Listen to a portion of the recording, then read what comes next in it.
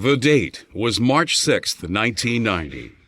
On that day, the Occupational Safety and Health Administration, OSHA, put a new regulation into effect. They wanted to prevent accidents involving hazardous materials from injuring even one more worker. The regulation applied to hazardous waste sites, treatment, storage, and disposal facilities, and emergency response operations. The range of topics covered by the regulation was impressive, from accidental release measures to monitoring equipment,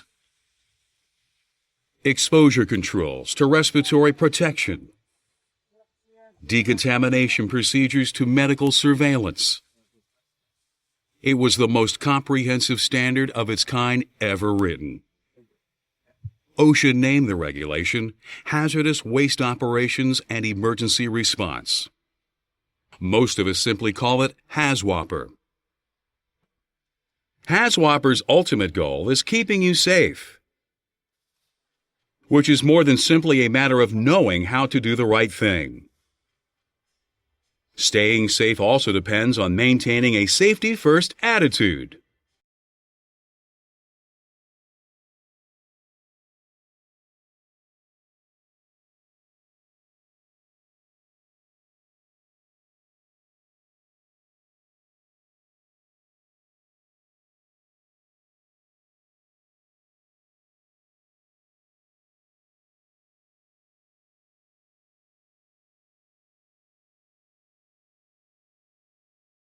Every time that you enter a highly contaminated site, you need to think about the hazards you'll face. Objects you encounter could burn your skin on contact, and breathing the air might permanently damage your lungs. But you're a professional, and you've taken precautions. You're familiar with the substances on site. You've consulted the SDSs and the hazmat reference books. You know what these chemicals react with, how to handle them, and what their medical effects are. You're wearing the proper level of personal protective equipment, PPE. Your self-contained breathing apparatus, SCBA, is in perfect working condition and has a full tank of oxygen. You've thoroughly tested your radio and know the signals that you'll use to communicate with coworkers in the hot zone. You have the monitoring equipment you need to detect contaminants in the area. You've been extremely thorough in your preparations, but there's one other thing that you should never overlook. What's going on between your ears? Developing the correct way of thinking is more important to staying safe than your PPE is. With the right orientation, you'll be sure to get your job done properly, without exposing yourself to undue risk in the process. Let's begin by looking at how bad mental habits form and what their consequences can be. In every way, the 100th time that you enter a hazardous area should be the same as the first. Whenever you're in a contaminated area, you must be highly aware of your surroundings and conscious of the many things that can spell danger. Above all, you must never become nonchalant, because even a moment's inattention could have serious consequences. No one should know this better than you, because you perform tasks that most people would be too frightened to do. Nevertheless, as you work around hazardous materials more and more, you may find them less and less intimidating. This is inevitable. Whenever you repeat a dangerous activity over and over again, it becomes less threatening. While this can be a good thing, it can also lead to the formation of some unfortunate habits. For everyday examples of this, you don't have to look any further than the nearest major highway. Here you'll find people so used to driving that they don't concentrate on the road anymore. Instead, they talk on cell phones, fiddle with the radio, turn the talk to people in the back seat, or discipline their children. In short, they do any number of things that someone piloting a 2,000-pound vehicle shouldn't do. As a result, the inevitable occurs. They have accidents. Their inattention results in crippling injuries or even deaths, and in many cases, other drivers are the ones who suffer. Something similar can happen to you too. As you gain more experience in hazardous waste operations, some of the dangerous things that you can do begin to seem routine, even risk-free. Keep in mind, though, that these hazards are just as perilous as they were the first time you encountered them. Your thinking may have changed, but the danger hasn't. Becoming complacent about safety is one of the downsides to the learning process. It often results from being highly familiar with the task at hand. Ironically, it is this familiarity that allows you to do a job well. When you practice anything for a long period of time, whether it's driving, playing a musical instrument, or working around hazardous materials, basic procedures become second nature. You are no longer as aware of them when you do them. If this didn't happen, any complex task would be a lot harder. To put this in a HAZWOPER context, think of the hazardous materials that you frequently work with. These substances have strange names like hydrogen sulfide and methylmercaptan. Often they sound like something from a science fiction movie.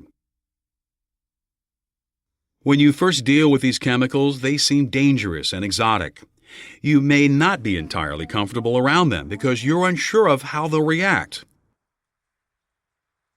But in time, you begin to work with these materials confidently. You learn how to handle them and how they should be stored. The secret to staying safe is to keep your familiarity with hazardous materials from making you complacent. The most direct way to attack a complacent attitude is through concentration, disciplining your thoughts and willing yourself to focus on the job at hand. There are many ways to do this, and the method that is most effective can be different for each person. Some workers remind themselves of the health effects that hazardous chemicals can cause. This makes them determined not to become victims of contamination. Others concentrate on the fine points of proper work practices and PPE use. Being detail-oriented makes them less likely to overlook safety procedures. No matter what reminds you to stay safe, keep doing it. One unsafe moment can be fatal in the hazardous materials business. We've talked a little bit about the perils of underestimating the power of hazardous materials, but overestimating your own capabilities is no less dangerous.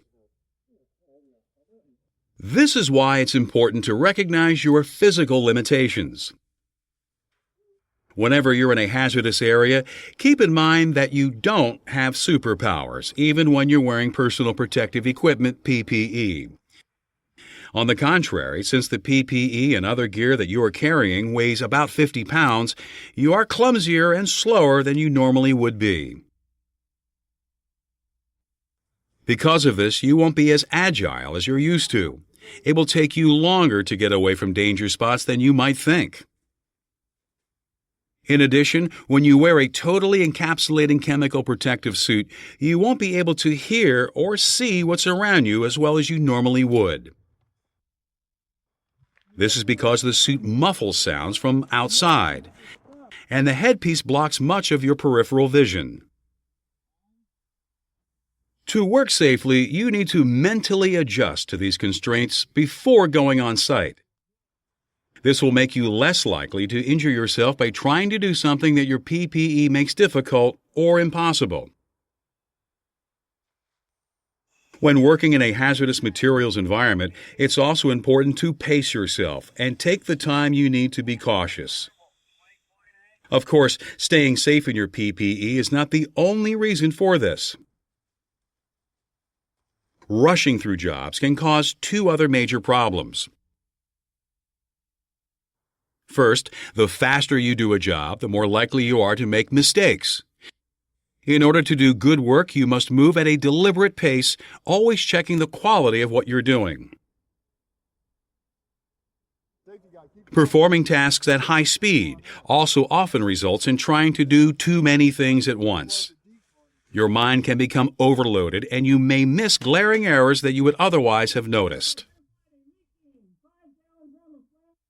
Another problem with rushing through hazmat work involves your respiratory equipment. If you're in a site that requires the use of air-supplying respirators, such as a self-contained breathing apparatus, SCBA, or supplied air respirator, SAR, the more that you exert yourself, the more air you will consume and the faster your air tank will run out. Moving at a deliberate pace will let your air supply last longer. Remember, the speed at which you work is often a function of your state of mind. If you are calm and focused on what you are doing, you will move accordingly.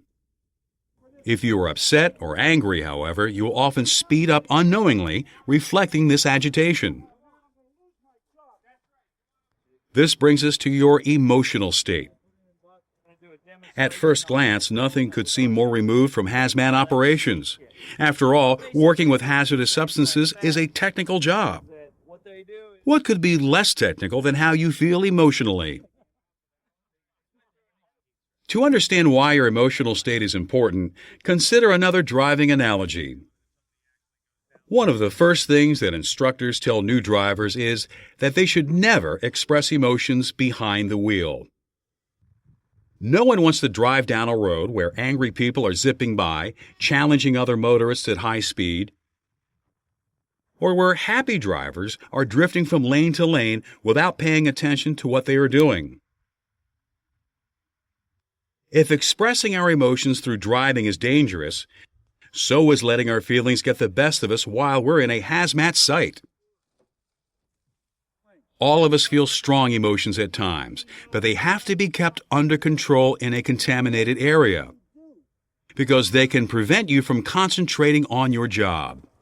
This sort of composure is not always easy to achieve.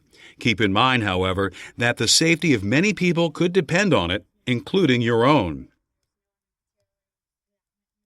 Staying focused on the task at hand, mentally adjusting to the limitations of your PPE, working at the right pace, controlling your emotions, are all crucial to working in hazmat operations. Each of these is an aspect of mental discipline.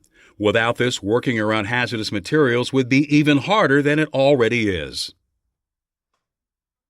However, discipline isn't everything. You also need knowledge.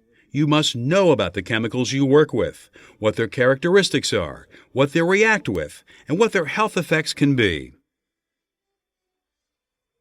The only way to gain this familiarity is through study, and lots of it. When you go on site, you must have all the information you need and be able to recall it quickly and accurately. Waste sites and emergency locations don't have libraries of hazmat information, so you must learn everything you need to know beforehand and carry it with you in your head. Places you can go for this information include textbooks, government regulations, and training courses like this one. You should also review safety data sheets, SDSs, for chemicals you know are on site. Placards on vehicles and labels on containers. Up-to-date editions of the Emergency Response Guidebook. Articles in journals and magazines specializing in HAZWOPER issues, as well as your company's emergency response and site safety and health plans, which detail procedures specific to your facility and work site. When you were in school, you may have occasionally avoided doing your homework. But when it comes to HAZWOPER activities, you can't afford not to study and absorb this material. If this means turning off the telephone and holing up in a quiet place, do it. And if anyone asks why you're being antisocial, explain that what you are doing requires a lot of concentration.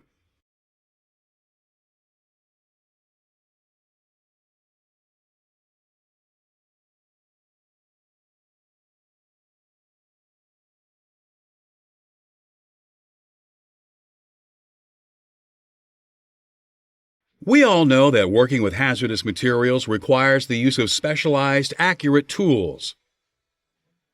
The habits and practices we've been discussing are tools too, and they are no less important than your PPE or monitoring equipment. In fact, without your mental tools, you won't be able to use your physical tools properly. Let's review. Never become complacent when working in a hazmat area. Keep concentrating on the job you're doing. Adjust your mindset to the physical limitations you will face with your PPE and the environment you're working in. Take your time. Rushing through jobs can lead to mistakes and injuries. Control your emotions so you can focus on your work. Always know your stuff before you enter a contaminated area. Learn everything you can about the materials you work with and make sure you remember it. There is a saying that chance favors the prepared mind. In your job, you will no doubt encounter problems that are the result of pure chance. But with mental discipline and study, you can have that prepared mind, a mind that can handle anything that chance and hazardous materials dish out. Okay. You're all set?